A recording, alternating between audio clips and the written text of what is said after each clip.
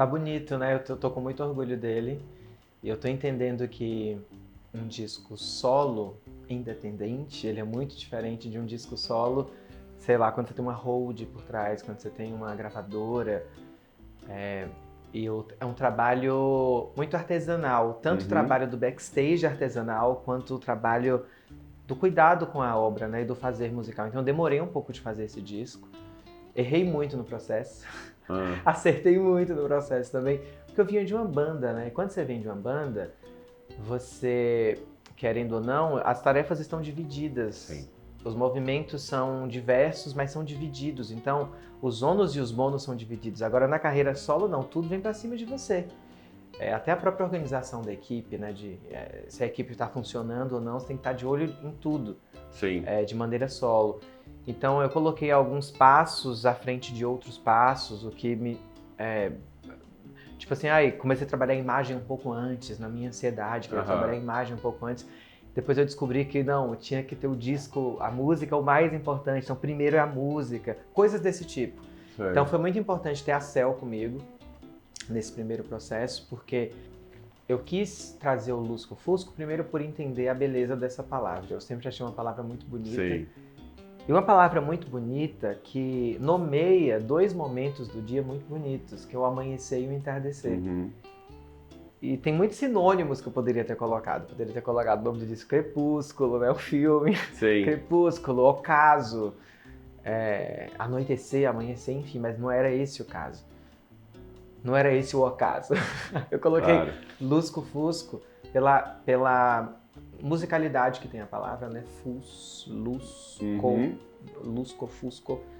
Então, além de tudo, a palavra ela tá ensimesmada pela contradição. Isso me deixou muito feliz com encontrar essa palavra. Uhum.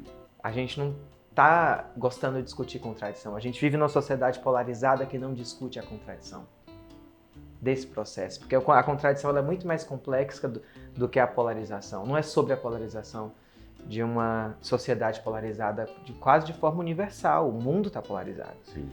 Então, e Lusco-Fusco, ela tem essa polarização, mas essa polarização ela é multicromática.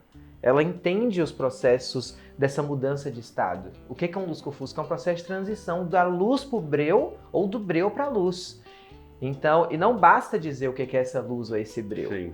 A luz pode ser, a luz é o dia, né? E o dia é o momento da praia, o dia é o momento do picolé, é o momento do parque, mas também é o momento do litígio, é o momento do suor, é o momento da labuta, é o momento onde a gente tem que enfrentar de forma burocrática os nossos problemas.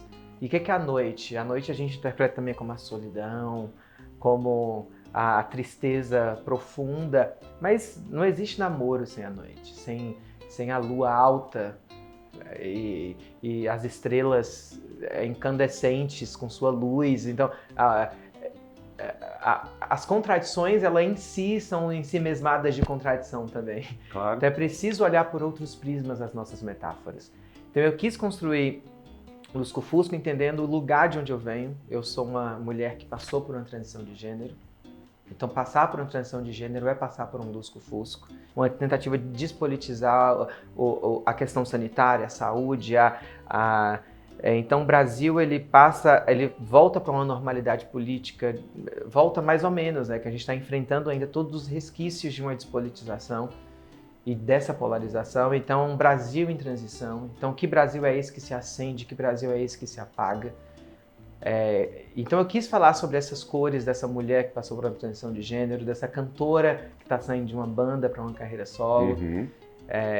Essas cores que me permeiam como artista que eu sou, porque eu venho do sertão da Bahia, então eu venho do lugar onde a música brega é escutada nos botecos, mas o forró também é escutado nos botecos e a canção do cancioneiro popular local também é escutada nos botecos.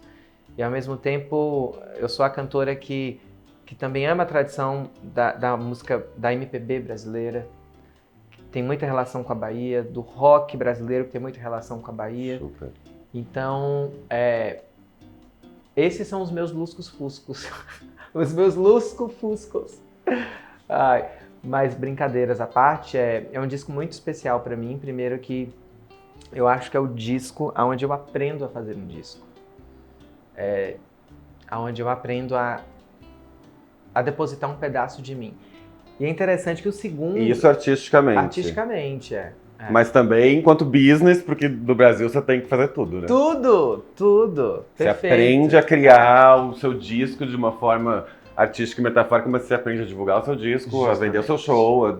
E não é simples. Não é simples. É um processo, mas assim, eu acho que é um crescimento, tipo, quando você tem uma banda é muito legal, o que é difícil de uma banda é a administração de egos. Então, você administrar o seu ego já é difícil, imagina você administrar os egos alheios também junto contigo. Então, a banda, ela faz muito sentido quando ela tá alinhada dentro de um projeto artístico, estético, mercadológico. Quando essas coisas, esses fundamentos começam a se desalinhar, é a hora de separar. Porque a maioria das bandas ainda continuam hoje, a gente está aqui numa revista que falou sobre muitas bandas, que tem um arcabouço para falar de banda enorme, mas a gente sabe que as bandas estão juntas hoje por uma questão de mercado, bandas antigas. Tem integrantes que nem se olham mais na cara, porque a gente está falando de casamento, banda é uma... Claro. Então as pessoas poderiam ser amigas se não tivessem mais a banda, entende? Sim. Então banda tem uma relação muito profunda com o ego, com a arte, com a expectativa artística e a expectativa mercadológica. Então quando esses pontos não estão alinhados, a gente deixa de ser uma banda. Então acho que as Bahias, as Bahias é a Cozinha Mineira, né, que é a banda que eu tinha, ela acaba por esse desalinhamento, e é normal. Não é algo atípico, é algo totalmente normal. E hoje você acha que essa separação foi no melhor momento, do melhor jeito? E eu aí acho... porque daí cada um seguiu o seu caminho? Como que você vê? Olha, eu acho, eu pensando estrategicamente, eu acho que eu acabaria a banda antes. Tá? A gente deixou passar um pouquinho do ponto das expectativas, mas enfim... Mas a vida é assim, às vezes não tem como, e se fosse, né? Claro. Mas eu penso que a gente acabou no momento que a gente respeita um ao outro, assim, minimamente. Respeito muito o trabalho da Raquel, respeito muito o trabalho do Rafa, respeito muito o trabalho da... O Rafa que trabalhou com você, né? No Fusco. Trabalhou comigo. Então, o que deu muito certo com o Rafa foi o seguinte, o Rafa conseguiu separar muito bem o que é as Bahias, o que eram as Bahias, o que é a carreira da Açucena. Porque ele criou uma escuta muito ativa. Então, quando eu convidei ele para fazer... Eu começo minha carreira com uma homenagem ao disco Fatal de Gal Costa, com o show Rio e Também Pode Chorar, e no Sesc Pinheiros, no final de 2021, praticamente naquele comecinho de reabertura dos shows. Então, praticamente é uma carreira de 2022, que eu lancei dia 10 de dezembro de 2021, que é o Dia Internacional dos Direitos Humanos. E eu convido o Rafa, porque ele era a pessoa que eu mais confiava para fazer um disco desse comigo. Mas eu falei, Rafa, é outra coisa, não é as Bahias e a Cozinha Mineira, é a Açucena. Então será que a gente consegue ter esse olhar? Ele falou, claro, Açu. E a gente trabalhou muito bem. Foi assim, de fato, uma surpresa muito boa. Porque quando você consegue ter esse discernimento do que... Porque ali ele era uma voz integrante, aqui ele é uma voz que quem assina no final das contas, né? Um artista, você pode ter quem for ao seu redor. No final das contas, artista é quem assina ali como Açucena. Então, tem que ter o meu ok para tudo. E o Rafa, ele, além de ser um grande músico, um grande profissional, um grande artista mesmo, ele soube me escutar. Então, quando eu não gostava de alguma coisa, eu falava, e ele voltava com uma ideia melhor, ele tinha essa perspectiva de Minas e Bahia continua dando certo. Legal. A parceria. E a Açucena, uma coisa que fiquei muito pensando quando vocês se separaram, né? Vocês construíram um caminho e, obviamente, que vocês trouxeram uma voz de artistas que abriu caminhos para outros artistas, inclusive, enfim, discutiu outras narrativas que a gente não estava habituado a discutir. Quando você parte para o solo, você se vê... Porque eu lembro, eu vi uma entrevista que você falou uma vez que a música te libertou, e a música fez você se entender, se encontrar, se buscar. Eu imagino que as Bahias também contribuiu, né, para esse caminho. Quando isso mudou, como você se viu, assim, como artista e como pessoa? Porque a gente sempre separa o artista da pessoa, mas o artista faz parte da pessoa. Quando a gente acaba a banda, você E quando você pensou, eu sou solo, antes de entender que era o Lusco Fusco, então, antes da Gal, sabe? a expectativa de sair da banda... Porque você tinha muita expectativa sobre você. Sim. Positiva e negativa. A expectativa tem os dois lados. Então, não, você foi num ponto muito importante.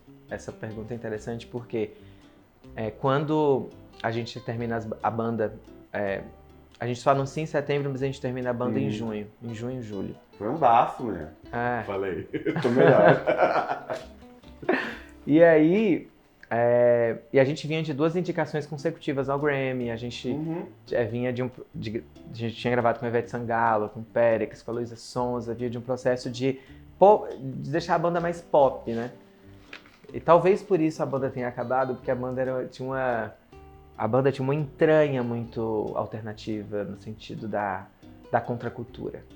E o que deixava a banda muito bonita era essa víscera exposta da contracultura, esse grito contra o patriarcado, esse grito contra o racismo, contra a transfobia e essas estruturas que marginalizam a nossa voz, né? Então as Bahias tinham essa beleza da sujeira estética, da sujeira artística, que eu achava incrível, assim. No palco eram 2 forças da natureza, né, se equilibrando. Então, eu já ouvi muito isso, né, de quem amava as Bahias, de quem viu grandes shows da gente. Eu sou uma dessas pessoas. Pois é, e fico muito feliz. E quando acaba, foi ao mesmo tempo que eu tive que ter coragem para terminar e para decidir ter uma carreira solo, foi um momento de muita insegurança também. Então eu retorno para a Bahia, para minha cidade natal, Vitória da Conquista. Retorno pro disco Fatal de Gal Costa, foi o primeiro disco que fez as Bahias surgirem. E me encontro muito sozinha, me percebo muito sozinha. Tipo, fui muito antes de pensar em fazer o show da Gal. E é quase que como uma solidão, um processo de solidão profunda, de você voltar pro ventre e falar, o que eu vou fazer agora? Decidi isso aqui, o que eu vou fazer da minha vida? Fico até emocionada porque foi um processo difícil e fiz uma viagem para Chapada Diamantina maravilhosa. Aquele lugar é um bálsamo, um oásis, onde você encontra bálsamo energético para reavivar seu espírito, sua alma. E aí voltei para Bahia e fiquei 3 meses lá. Quando decidi recomeçar com essa homenagem, eu falei, tô na minha origem, vou ter que voltar para minhas origens. É para esse lugar que eu tenho que partir. Se é de um lugar que eu tenho que partir, eu não sabia se eu conseguia fazer um show sozinha mais. Fiz um show, fiz anos de um show com uma banda e acompanhada com outra cantora e não sabia se eu segurava um público, não sabe? Então todas aquelas inseguranças mexiam comigo. Será que eu sei fazer um disco? Será que eu consigo segurar uma plateia? Será que vai ser legal? Será que eu emociono de novo? Claro. Então tudo isso acontece. E o processo de fazer Rio e Também Posso Chorar foi muito importante, porque eu me reencontro com um estado primeiro, assim, com quase que um estado primitivo de uma Açucena que estava em fase de transição. Lá, 11 anos atrás, tem mais de 11 anos, tem cerca de 12 anos atrás. Então essa Açucena que já tinha desistido da música, e foi com esse disco que eu decidi voltar à música.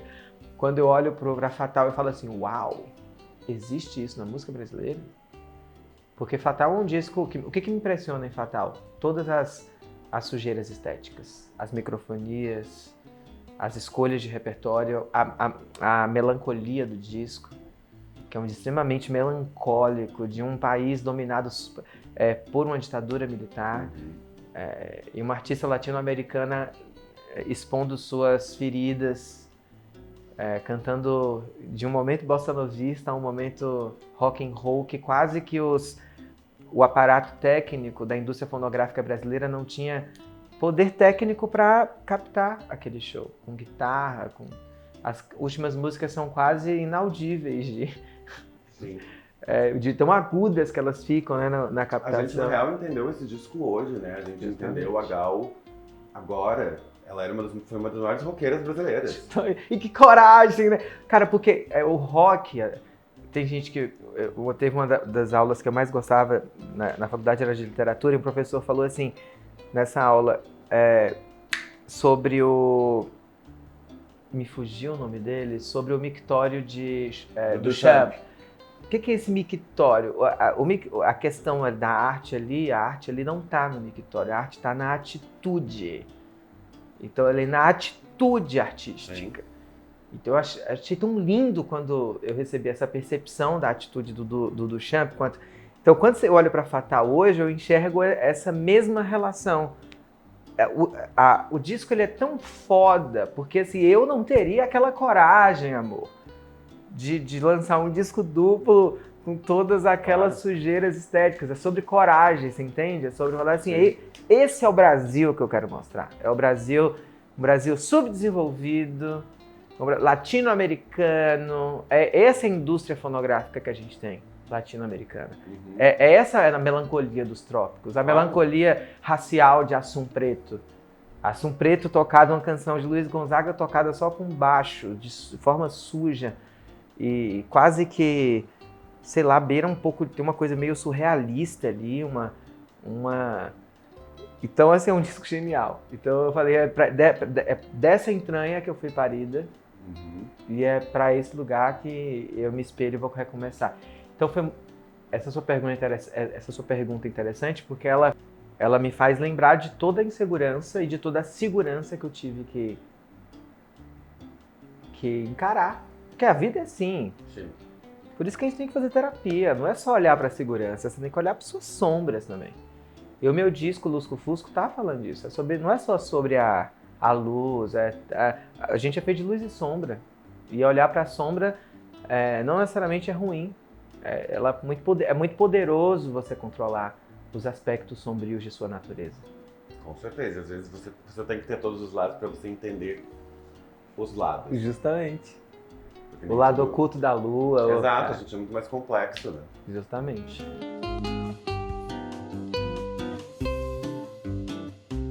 Olha, a grande cantora que primeiro eu me identifiquei foi a Whitney Houston. Eu acho que foi a grande voz popstar do meu tempo. Assim, eu sou de 88, então eu cresci na década de 90, né? E a Whitney Houston faz sucesso no final de 80, mais ou menos, no meados de 80, né? Que ela começa a fazer sucesso. O Guarda-Costas de 92, eu acho, 94, uma coisa assim. E ela se internacionaliza, eu acho que na década de 90 mesmo, que ela vira um grande nome.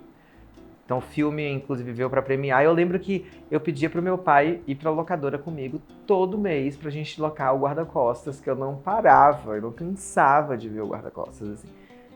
Pela beleza da voz dela e do canto que me comovia, assim. E eu achava ela muito bonita. Eu era criança e falava, eu vou casar com ela quando eu crescer. Adoro. Então eu tinha todo aquele sonho da musa, né, inspiradora, que era a Whitney Houston. E eu tinha a voz muito aguda. Então eu começava a imitar ela em casa. Eu ficava imitando e cantando I Always Love You, I Have Nothing. Todas essas canções dela foram canções que me atravessaram e me ensinaram a cantar também. Então, a Whitney Houston foi uma voz muito importante. Outra voz que eu me encarei, assim, que eu falei assim, uau, isso é a música brasileira. Foi a voz antes de Gal ainda, foi a voz de Elza Soares e de Bethânia. Eu lembro que quando eu ouvi Meu Guri pela primeira vez, uma versão que a Elza tem lenta, essa grande canção de Chico Buarque, fiquei impressionada. Fiquei assim. Aí eu tava fazendo estágio e o meu patrão falou assim, se ela fosse gringa, se ela fosse estadunidense, ela seria uma das maiores vozes do mundo. A Elza só não é considerada uma das grandes cantoras do mundo porque ela é brasileira. Aí eu fui ouvir Elza Soares, assim, com aquele... Porque ela já tinha me impressionado, né? E eu comecei a apresentar ela pra todo mundo, mandar essa música pra todo mundo. E depois foi ouvindo a Bethânia. A Bethânia me impressionou. Qual foi a música que primeiro me tocou, assim? Porque a gente tá falando de vozes que eram muito presentes, né? Uhum. Então, elas, de tão presentes, esse aspecto ao mesmo tempo é bom e ruim, que elas se naturalizam. Às vezes a gente não presta atenção na qualidade estética daquilo que se apresenta por tão naturalizada que essas vozes se tornam. Então é preciso adentrar a obra. E eu lembro que um dia eu estava baixando umas canções pro meu iPod na época, aí eu ouvi Bethânia, você que tanto tempo faz, você que eu não conheço mais, você que um dia eu amei demais, você que ontem me sufocou de amor e de felicidade e hoje me sufoca de saudade. Eu falei, puta que pariu, você que já não diz pra mim. E com aquela tem uma coisa no grave, né, impressionante, que eu não sei o que ela faz pra mexer com a gente daquele jeito. E eu comecei a procurar um séquito de Bethânias, mas eu não ouvia disco ainda, não era aquela consumidora de discos. E aí, depois veio a Gal, né, que aí foi ouvir um disco. E depois de ouvir Gal, eu fui ouvir Drama Terceiro Ato da Bethânia, que pra mim é um dos grandes álbuns da música do mundo, assim, porque Drama Terceiro Ato é um teatro para cego ver. Também teve uma captação ao vivo. A Bethânia mistura grandes textos da poesia com clássicos do cancioneiro popular, da ciranda. Meu primeiro amor. Ela canta Meu Primeiro Amor, ela canta... Não é ciranda, cirandinha, mas tem uma ciranda que ela faz em Drama Terceiro Ato. E é um espetáculo aquilo, é um teatro para cego ver. Então, descobrir essas artistas, de fato, me coloca com uma questão bem interessante que você trouxe, que é a composição, ela é uma arte. A interpretação é outra. Existe um abismo entre a composição e a interpretação. Assim como o dramaturgo e a atriz. Então, não necessariamente a canção que eu vou compor, eu vou ser a melhor a cantar. Ainda bem, porque uma coisa é a composição, outra coisa é a interpretação. E eu acho isso tão maravilhoso, se alguém cantar uma música minha melhor do que eu, porque assim, e se eu cantar uma música de alguém melhor do que o compositor, melhor do que... Porque é sobre isso a arte. A arte é sobre essa fonte viva de entendimento de que o compositor é um veículo, o intérprete é outro. Existem grandes compositores que interpretam bem suas canções, existem, mas não necessariamente. Ainda bem que eu não sou eu quem vou cantar melhor as minhas canções, e eu espero que não. Tem um verso do Drummond que eu sempre converso com os meus amigos artistas para exemplificar isso, que é: o melhor de mim não sou eu quem vai sentir. Então não sou eu quem vou sentir o meu sorriso, o meu toque, o melhor do meu olhar, o melhor da minha voz. Ainda bem, o melhor do meu beijo. Não sou eu quem vou sentir. Então é o outro. É quem vai ser atravessado por esse aparato sensorial que eu estou colocando no mundo. Então, se o melhor de mim não sou eu quem vai sentir, que bom que eu não vou cantar melhor as minhas canções. Agora eu vou tentar interpretar minhas canções bem, mas eu sei que é um outro trabalho técnico. É um outro lugar de natureza, retórica, estética. É um outro lugar. Por isso que eu lembro o Chico Buarque falando, né, quando ele apresenta Olhos nos Olhos para Bethânia, a Bethânia some, ele fica super decepcionado. Ele fala, poxa, fiz essa música para ela, ela não falou nada, sumiu. Imagina, né, o compositor nessa... Diz que ela volta e a música já era outra. A música mudou totalmente, a música parecia que era uma outra canção, e de fato vai ser uma outra canção quando uma boa intérprete ou um bom intérprete vai destilar sua melodia, seus versos. Mas tem uma coisa, concordo super com você, mas queria acrescentar uma pergunta. Também acho isso, também vejo dessa forma, mas também tem uma questão que é o gap, por exemplo, de compositoras, levou a gente por décadas a ter narrativas únicas. Perfeito. Em geral, a gente divide as narrativas, infelizmente a gente divide as narrativas por gênero por muito tempo a gente ficou ouvindo narrativa de homem cantado por mulher, né? O que não seria nenhum problema se tivesse a pluralidade das narrativas, não Sim. tivemos. O que você acha disso? Porque e aí eu vejo a importância, não do surgimento das compositoras, elas sempre estiveram lá, elas só não chegavam. Sim. E acho isso muito importante, assim. Eu lembro quando eu fui atravessada pela primeira vez por narrativas, e não é sobre feminismo, eram apenas narrativas de um ponto de vista de uma pessoa que se identificou como mulher. E é muito diferente. É muito diferente. Eu acho que, assim, a música autoral, o que a gente chama de música autoral, ela de fato colocou a diversidade da música em outro lugar. E isso foi muito importante. Eu acho que, embora a arte da composição e da interpretação sejam diferentes, e são dois trabalhos Sim. que a gente vai ter que garimpar para cantar aquilo que a gente produz, a gente passou por um processo muito importante, que foi um processo de escuta de demandas históricas e sociais tão importantes.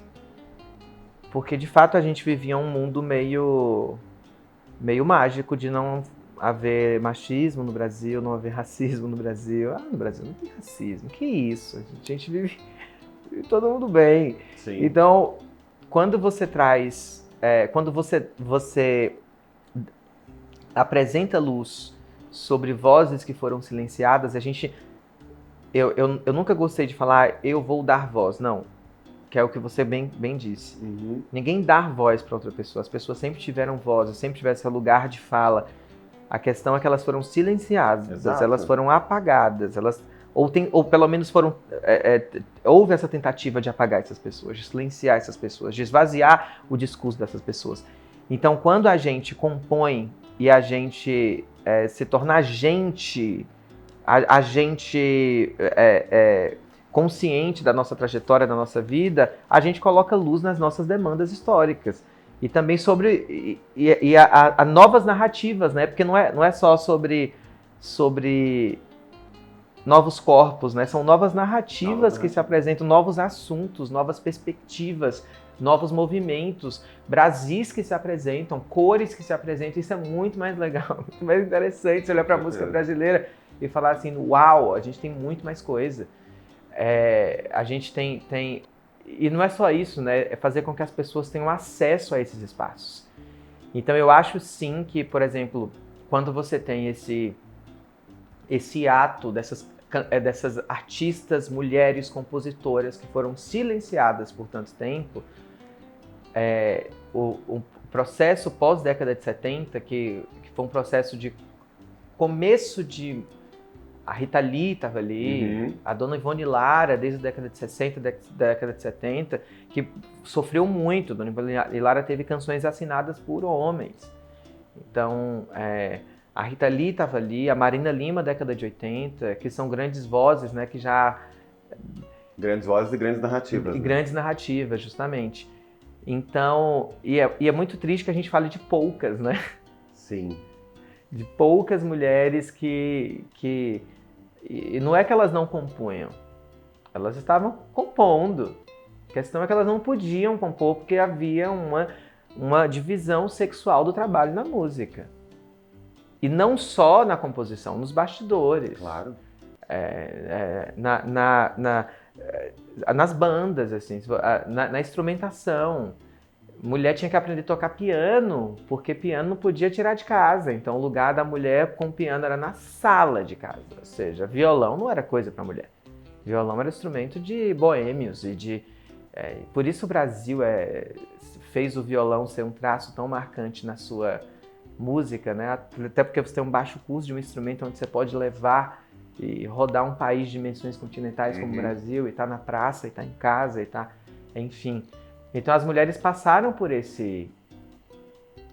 dificuldade de serem apresentadas aos instrumentos que elas poderiam ou não poderiam tocar. Então, Não, e mulher como produtora musical. Justamente. Como maestrina, Exato. como empresária, como a curadora, como quem decide numa gravadora, por exemplo, uma diretora artística. Então, você tem todas essas essas dificuldades e claro, além das dificuldades interseccionais do que é ser mulher. Porque quando a gente fala das mulheres, as primeiras que tiveram acesso foram as mulheres brancas.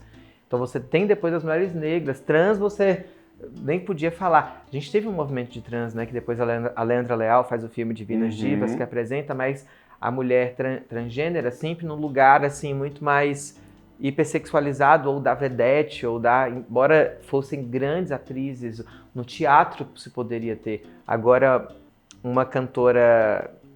Seria muito difícil o Brasil aceitar uma mulher trans estando no lugar de Gal, ou de Elis Regina, ou de Elsa, ou de...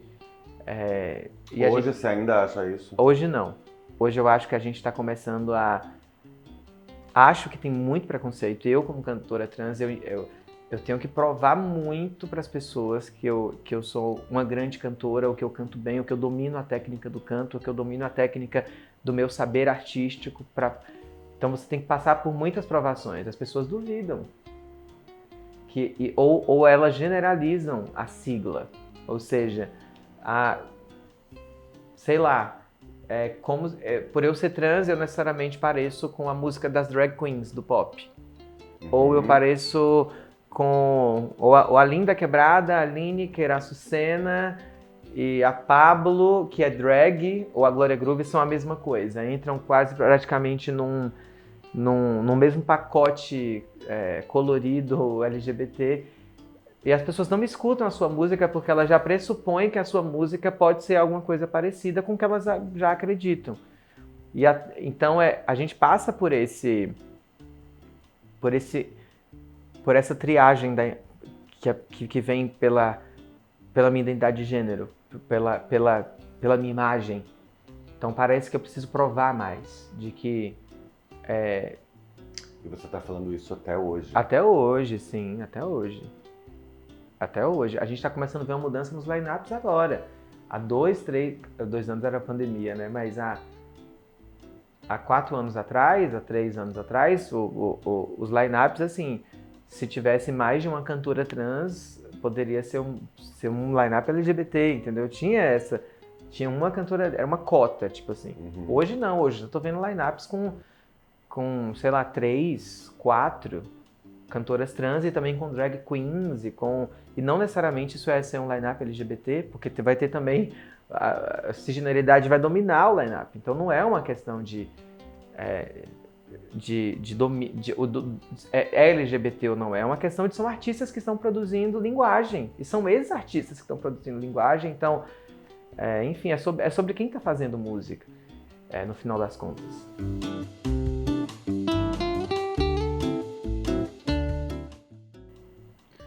Não, eu acho que a verdade artística ela é quem prevalece no final das contas.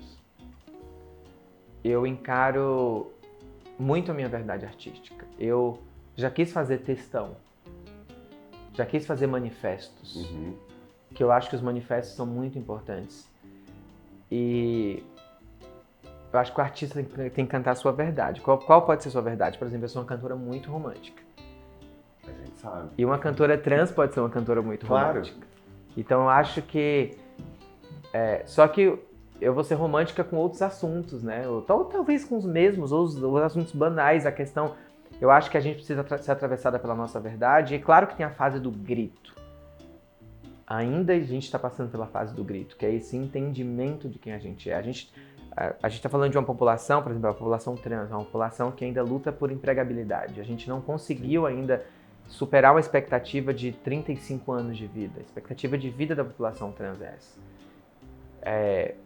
Então, essas demandas nos colocam de frente a questões existenciais que são muito relacionadas a isso, a empregabilidade, a expectativa de vida. A vida, né? Justamente. É sobre a vida. A dificuldade de circulação na cidade, a dificuldade de ter um banheiro. Então, muitas mulheres trans ou homens trans vão falar do que atravessam sua vida. E dos desafetos. Por exemplo, a gente está falando de uma população também onde por muito tempo o afeto foi negado. Mulher trans pode existir? Pode. Aonde? No prostíbulo, na Bahia a gente chama de brega, né? No brega, no puteiro, ou debaixo de um viaduto à meia luz. É ali que a mulher trans pode existir. Agora, dentro de uma agência, de uma redação de jornalismo, dentro de um hospital, ou sendo uma executiva. Esse não é o lugar que a sociedade patriarcal imagina a mulher trans. Então, pode existir a mulher trans? Pode. Então, no espaço dessa hipersexualização. Muitos homens cis, héteros, ficam com mulheres trans. E por isso elas existem na prostituição e são empurradas para a prostituição de forma compulsória. Então, é muito triste que a gente ainda tenha que falar sobre isso.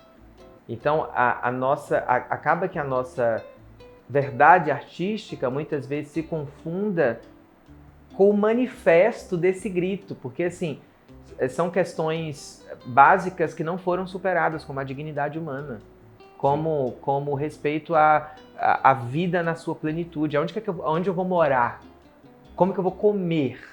A primeira política pública foi feita pelo Haddad, na gestão Haddad em São Paulo, foi feita a primeira política pública pensada para a população trans no mundo, foi o Transcidadania, que tinha um impacto econômico para a prefeitura baixíssimo, o impacto social era gigante, que é você tirar, ou não necessariamente tirar da prostituição, mas dar às mulheres trans a oportunidade de estudar e de ter um curso técnico para que elas tivessem a escolha de sair ou não da prostituição. Uhum.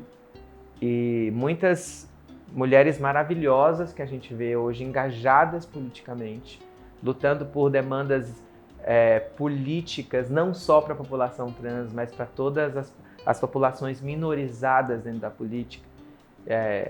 Estão aí fazendo história, estão fazendo política, estão fazendo trabalho social de qualidade e muito humanizado. Então, assim, eu penso que a gente na fase do grito, a gente vai estar começando a ouvir mulheres trans cantando outras coisas. Uhum. Cantando... Deixa eu só fazer um adendo. Quando você lançou o Lusco Fusco, você falou muito sobre... que é também... Você falou sobre uma ideia de melancolia, que tem a ver com romântico também.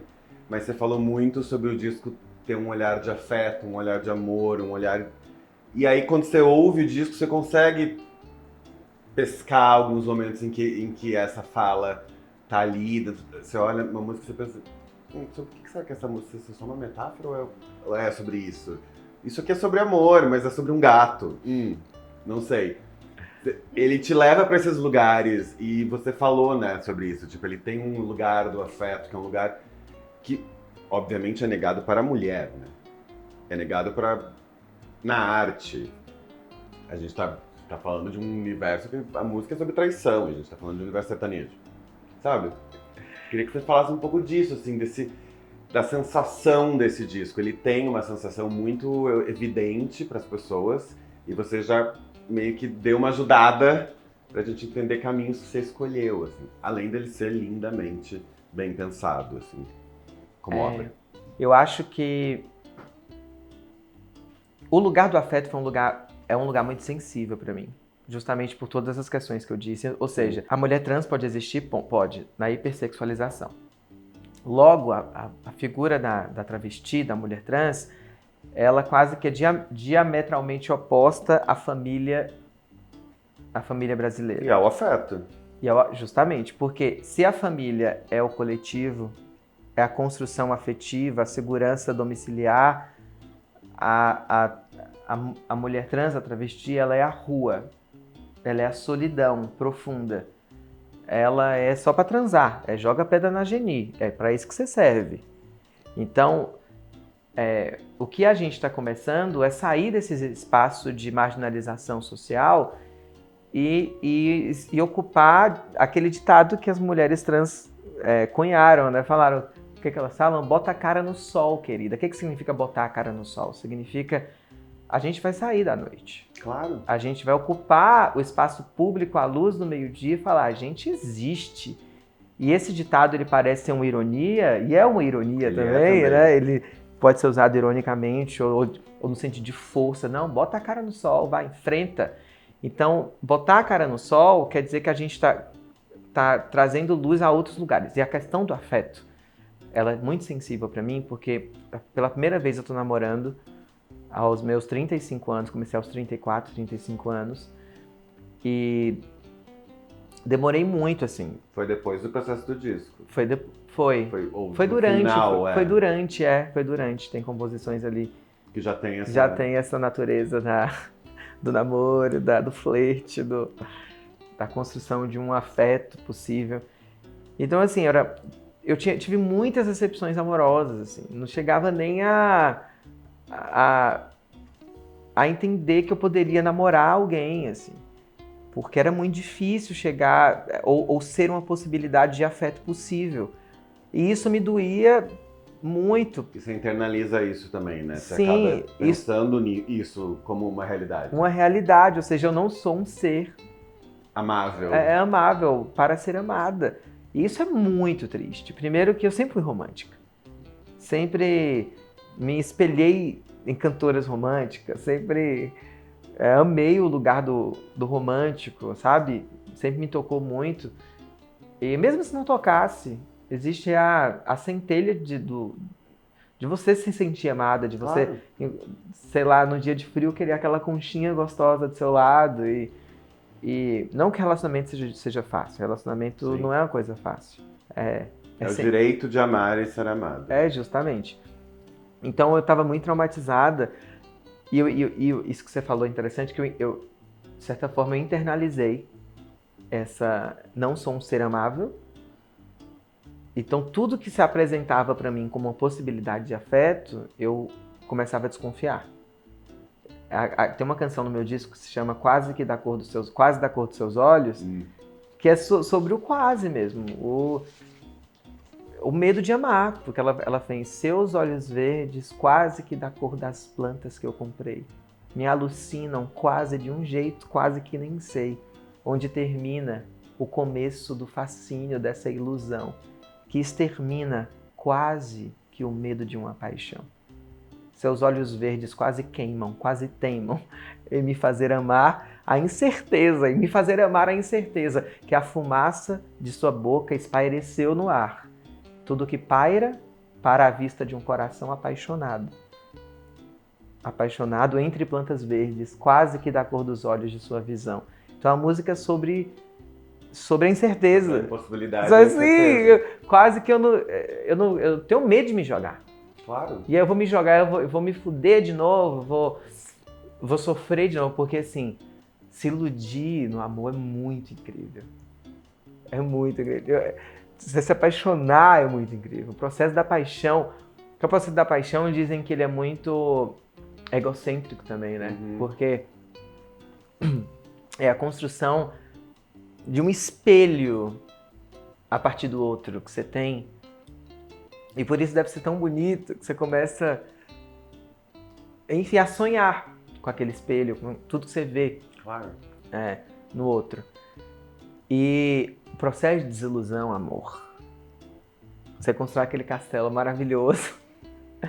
Depois você pensa que aquilo é possível, depois você vê que aquilo vai ruir. Então, assim, dói muito. Todo mundo que é vivo passou pela desilusão. E a desilusão é uma coisa muito dolorosa. Sim. Muito dolorosa, porque ela mexe profundamente com um lugar muito caro pra gente, que é a nossa autoestima, que é o nosso ego. Então, mexe assim e fere profundamente. Então, por isso que as canções de amor talvez me toquem muito. Porque eu tive que encarar muito esse lugar do ego ferido. Do sou fera ferida no corpo, na alma. No corpo, na alma e no coração. Canção linda, né? Muito. Essa canção é impressionante. Acabei com tudo, escapei como vida. É maravilhoso. Tive os sonhos e as roupas. É lindo, né? Enfim, mas então, eu acho que a gente está começando a trazer outros temas. Por isso ser compositor é tão importante. Porque as compositoras trans estão começando a não falar apenas das suas demandas sociais, que é muito importante que a gente fale. Claro. Mas é muito importante que a gente também explane a nossa subjetividade. A complexidade da subjetividade da gente. A gente é muito filosófica, como qualquer ser humano. A gente é raivosa como qualquer ser humano, mas a gente também é muito amável como qualquer ser humano. Então, é entender que esse lusco-fusco de luz e sombra está aqui dentro da gente. a gente está falando um pouco disso, desse lugar da composição, e acho que tem uma coisa que é importante, que é, você fala, obviamente que eu concordo com você, que essa ideia de você, não pode ser sempre uma pauta social, porque a existência já é uma pauta social, né? Mas ao mesmo tempo, existe uma coisa que eu acho super importante que a arte tem feito, que é você naturalmente cria um documento sobre pessoas. Perfeito. Então, assim, eu lembro uma vez que eu estava conversando com a Lued Luna e ela me falou que ela estava criando uma música sobre a solidão da mulher preta. E aí ela olhou para mim e falou: "Você lembra alguma música que fala sobre a solidão da mulher preta? Feito por uma mulher?" Eu falei: "Não." Ela falou: "Então, imagina eu." E aí a minha pergunta é essa, é esse lugar também que você constrói como uma artista, mas que você constrói para a sociedade. Tipo, eu nunca ouvi uma música de afeto de uma mulher trans até há pouco tempo. E isso também é um problema meu, com certeza, mas também é um problema da gente não ter acesso a essa narrativa. Naturalmente você cria um documento sobre um tempo, sobre pessoas, sobre artistas, e você já pensou nisso? Porque você também cresceu não tendo esse documento, né? Sim, essa referência. Ah? A minha primeira referência de mulher trans foi a Roberta Close. Eu tinha uns 7, 8 anos e a minha mãe fala assim: olha, ela é tão linda. Fala assim, ela é tão linda. Era um homem e virou mulher. Meu olho faz assim, ó, pim! Foi a primeira referência de pessoa trans, assim, e que me encantou. Mas não tinha na música, assim, necessariamente. Não. Que se apresentasse pra mim, né? Até tinham mulheres trans na música. Sim. Eu fui conhecer a Cláudia Wonder, que me falaram dela, Wonder, muito, muito depois, assim. A gente já tinha gravado disco. Porque a gente tá falando sobre apagamento. Uhum. Então, quando a Lued fala da solidão da mulher negra, de fato é algo muito especial. No sentido, não que é uma temática triste, mas sim, necessária. E a gente até sem querer, a gente documenta a nossa época como uma crônica da vida. Sei lá, você vai ouvir o Antonico, né? Eu lembro que eu tive uma aula na faculdade de História, que eu fiz faculdade de História, comecei a aula de História Social da Arte com o Antonico. Ismael Silva, que está em Fatal. O Antonico vinha lhe pedir um favor, que só depende da sua boa vontade. É necessária uma viração para o Nestor, que está vivendo em grande dificuldade. Então a gente foi entender socialmente o que significava aquilo. Era um pedido de salvação. E porque ele está mesmo dançando na corda bamba, olha, mas ele faz tudo. Na escola de samba é ele quem toca a cuíca, ele quem... Então, o que significa a crônica da história de Antonico dentro de uma sociedade da década de 30, dentro da realidade do morro, da favela? Malandro, eu ando querendo falar com você. Você tá sabendo que o Zeca morreu por causa de brigas que teve com a lei? Malandro, eu sei que você nem se liga no fato de ser capoeira, moleque, mulato, perdido no mundo, morrendo de amor. Isso é a crônica de uma vida. É a crônica de um tempo. Eu acho que a gente está começando a construir as nossas crônicas, as nossas narrativas. Ser mulher é muito plural, né? Então, entender... Acho que o feminismo interseccional, inclusive, traz uma consciência da pluralidade do que é ser mulher, ou seja, existe a intersecção daquilo que nos une dentro dessa mulheridade, mas também daquilo que nos separa. E o que nos separa?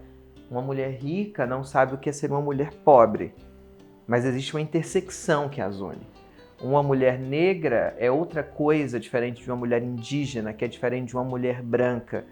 Mas o que intersecciona essas mulheres? É necessário entender as diferenças com a mulher cis, é diferente de uma mulher trans, que uma mulher magra é diferente de uma mulher gorda numa sociedade onde o padrão de beleza ele chega a ser criminoso. Sim. Então, a gente está começando a entender que mulher ele é plural. A gente pode e não pode falar mulher como uma categoria universal. Existe a mulher em categoria universal? Existe. Mas é entender que essa universalidade tem cor, é interseccionada pelo gênero, pela classe social. e que elas são muito diferentes. Agora, quando a mulher tem consciência do seu lugar social, isso é muito importante, porque isso é muito poderoso. Porque ela se difere da outra, mas sabe a potência que as duas juntas têm nas suas diferenças. Porque a mulher branca vai entender o seu lugar de privilégio, e se ela tiver consciência política, ela vai ser uma aliada de uma causa antirracista. Se ela fosse gênero, ela pode ser uma aliada poderosa de uma causa transgênera. Então, essa aliança ela se faz pela consciência dessa universalidade. Só que essa universalidade ela é plural, ela é constituída por uma pluralidade. Eu acho que isso é muito poderoso quando a gente entende essa consciência, essa consciência plural do que é ser mulher. Que entende que a mulher é diferente, as mulheres são diferentes. Então, assim, e a Simone de Beauvoir ela antecipa, né, a discussão dessa, ou seja, não se nasce mulher, torna-se mulher. Ou seja, ser mulher não é ser uma vagina. Ser mulher é uma categoria social muito além de uma genitália. O que o ser humano faz? A gente quase que profana todos os dias a geografia do nosso corpo. Porque a genitália está aqui embaixo, só que a gente pega a genitália todos os dias e coloca aqui, na cabeça, entre as relações humanas. Quando uma mulher ganha menos que um homem, Então, eu lembro de uma... Eu não sei onde é que está essa fala da Lygia Clark, mas a Lygia Clark tem um vídeo dela, não sei se é um vídeo, um texto, na época da faculdade que eu vi isso, que conversando com um amigo, ele falou, e a Lygia Clark fala assim, não, a vagina não está aqui, gente, a vagina está aqui. Vocês têm que entender que a vagina não está... Isso é maravilhoso, porque, de fato, a gente coloca a vagina aqui, ó, entre a nossa relação social. A gente coloca o pênis aqui, ó. Ou seja, o pênis vem antes, a vagina vem antes de você entender a beleza daquela mulher que está ali na sua frente, daquele homem que está ali na sua frente, daquela pessoa que está ali na sua frente. Então, acho que o feminismo, ele entende que a genitália não é o mais importante. Ele entende que a genitália vem depois. Então ele entende que a construção social da identidade do que é ser mulher, o que é primordial. Então, assim, e dizer que a construção da minha feminilidade, da minha mulheridade, ela é muito diferente de uma mulher cis. Só que ela foi muito natural também. Eu lembro de quando eu cruzei a perna muito de forma feminina, quando eu era criança, e a professora me corrigiu na frente de todo mundo. Você é um rapazinho, eu não cruzo a perna assim. Aquilo pra mim foi uma vergonha, assim, irreparável, traumática. Eu tive que cruzar a perna assim sem querer, não sabendo quase que cruzar a perna assim para ter que manter um papel social. Um papel social, justamente. Esperado. E aí a natureza da minha construção como um ser no mundo era buscando esses signos da feminilidade. Por isso eu era chamada de mulherzinha na escola, desde cedo. E tem até homens que não se identificam como mulheres e tem esse lugar mais feminino exposto, sofrem muito, como se o gênero ele não fosse humano. A gente tem que entender o gênero como uma categoria humana. Por que eu disse como se não fosse humano? De tão humano, ele é transitável, ou seja, a humanidade transita entre tudo que é humano. Então é óbvio que um homem pode ser muito feminino porque ele é uma pessoa. E a categoria Sim. de ser mulher é uma categoria de uma pessoa. Então é muito difícil a gente... É lógico que um homem chora. Você entende o que eu digo? É claro, lógico que... porque a gente está falando sobre uma construção. De uma construção muito cruel com a humanidade das pessoas e com a verdade das pessoas. Então o que a gente fez, na verdade, foi naturalizar aquilo que não era natural. A gente petrificou como o gênero e fez disso um muro e falou, não é atravessável, quando na verdade esse muro era tênue. Só que o que deixava esse muro quase que como uma pedra era a nossa cabeça. Mas de repente alguém vai lá e atravessa esse muro do gênero e se descobre, eu me sinto melhor aqui, me sinto melhor nesse lugar, e aí tudo muda. E a gente está falando que é uma coisa que sempre existiu, né? De ser... Sim. Enfim.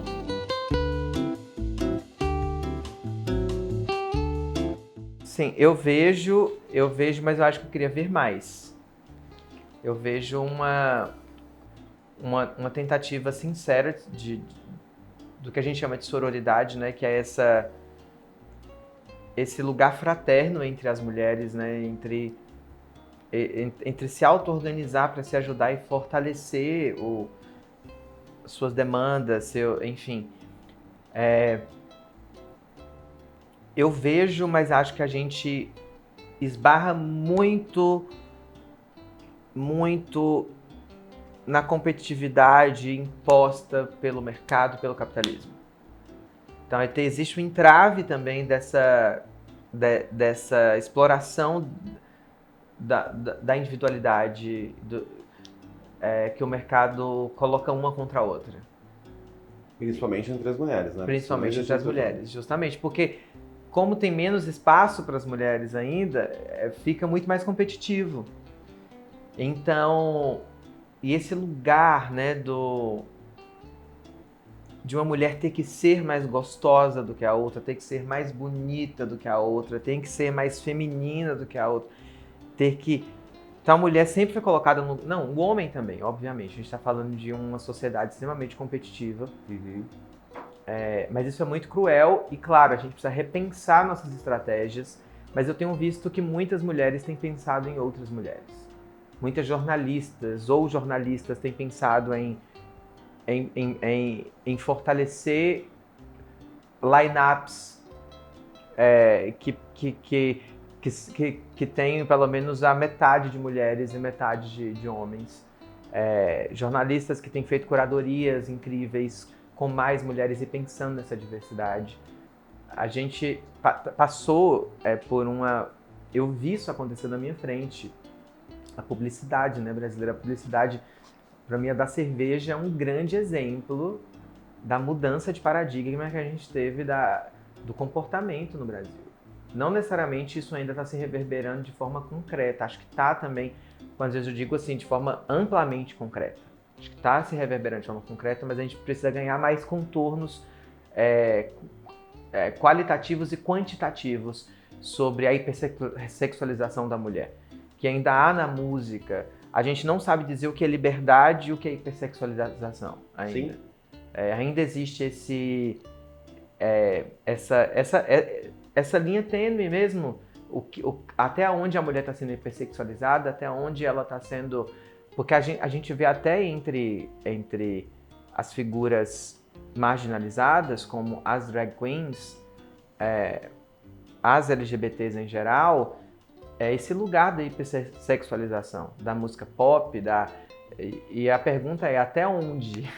Não sei responder concretamente. Uhum. Tenho os meus pontos críticos Claro. e que eu estou desenvolvendo ainda, inclusive da nossa própria comunidade, sobre essa questão da hipersexualização. Porque a gente também, ao mesmo tempo, eu pensei sempre muito nisso, e o que sempre me pega quando eu estou entrevistando alguém é que eu sempre, de alguma forma, eu acabo nesse lugar porque isso é um assunto em construção muito longe de ser resolvido, sabe?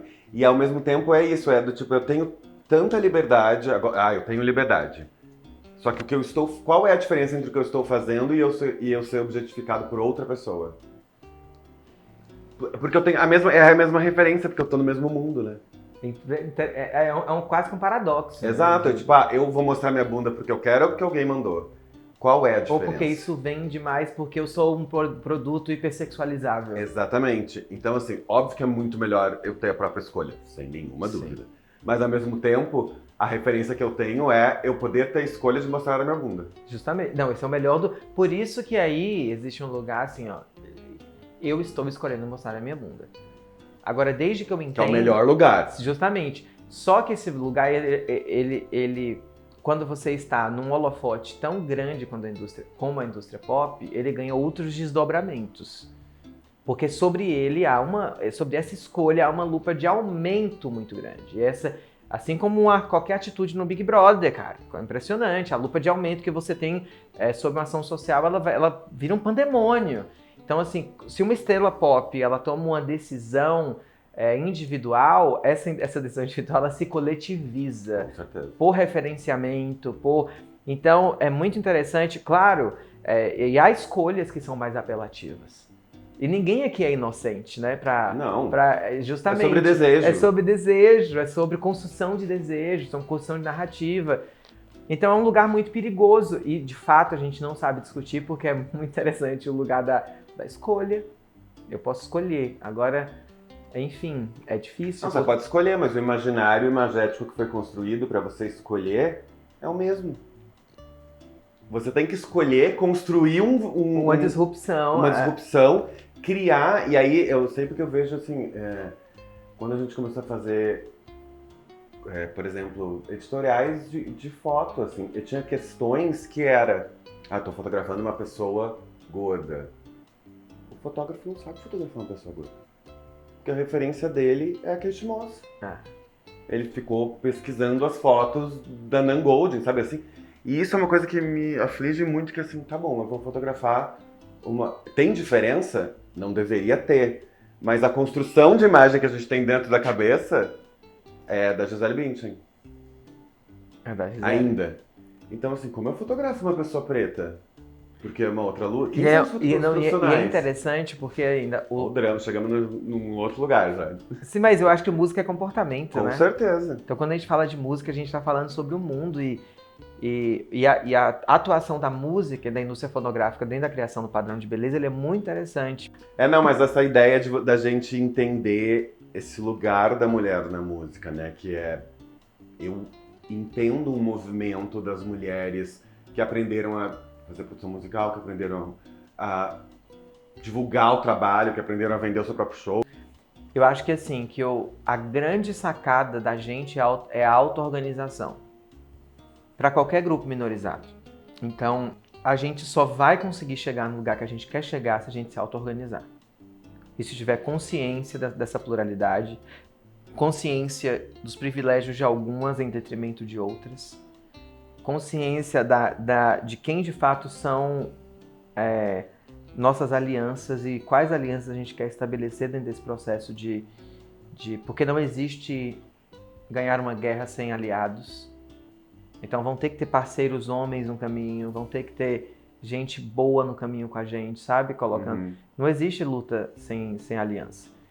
Então, essa percepção de auto-organização ela é muito importante. E para isso, eu acho que o feminismo interseccional foi uma das grandes contribuições da nossa época. Que é esse olhar sobre a diversidade do ser mulher. E olhar sobre a diversidade do ser mulher. Aí a gente tem aí a sororidade entra.